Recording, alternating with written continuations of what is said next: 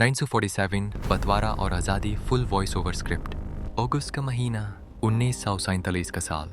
जब पूरी दुनिया सो रही थी तब साउथ एशिया की तारीख में एक नया नक्शा खींचा जा रहा था। तो मुल्क आज़ाद हो रहे थे, लेकिन उनकी आज़ादी की कीमत लाखों लोगों के खून और आंसुओं से चुकाई जानी थी। 2 सदियों तक ब्रिटिश राज ने इस खित्ते पर हुकूमत की, लेकिन दूसरी जंग अजीम के बाद बरतानिया कमज़ोर हो चुका था। इंडिया छोड़ने का फैसला तो हो गया, मगर बड़ा सवाल ये था कि क्या ये ज़मीन एक रहेगी, ये 2 टुकड़ों में बांट दी जाएगी। मुस्लिम लीग के सरबराह क्वैती आज़म मोहम्मद अली जिन्ना एक अलग वतन पाकिस्तान का मुतालबा कर रहे थे। वाहिन कांग्रेस के रहनुमा एक मुत्तहिदा इंडिया के ख्वाहिशमंद थे। साइरन सिरिल रैडक्लिफ एक ऐसा शख्स जो कभी इंडिया नहीं आया था, उसे सिर्फ 5 हफ्ते दिए गाय सरहद खींचने के लिए। उसने एक कागज़ पर लकीर खींची और सदियों से साथ रहने वाले गांव, गलियां और घर रातों रात 2 टुकड़ों में बंट गए। पंजाब और बंगाल के दिल के बीच से वो लकीर गुजरी।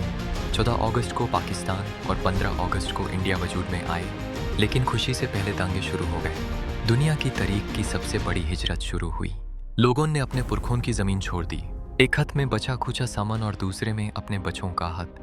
ट्रेन्स भर भर कर सरहद पार कर रही थीं, लेकिन अफसोस, कई ट्रेन्स अपनी मंजिल तक सिर्फ लशों के साथ पहुंचीं। तकरीबन 1 करोड़ 40 लाख लोग बेघर हुए और 10 लाख से ज़्यादा लोग इस नफरत की आग में अपनी जान गंवा बैठे। बंटवारा सिर्फ ज़मीन का नहीं था, ये दोस्ती की मौत थी। वो गलियां जहां ईद और दिवाली साथ मनाई जाती थी, वहां अब सिर्फ सन्नाटा और डर था।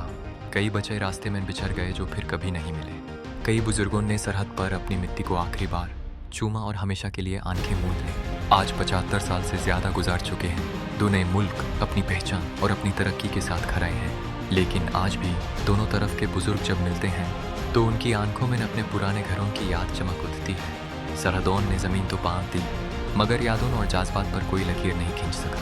ये थी 1947 की वो दास्तान जिसने दुनिया का नक्शा हमेशा के लिए बदल दिया।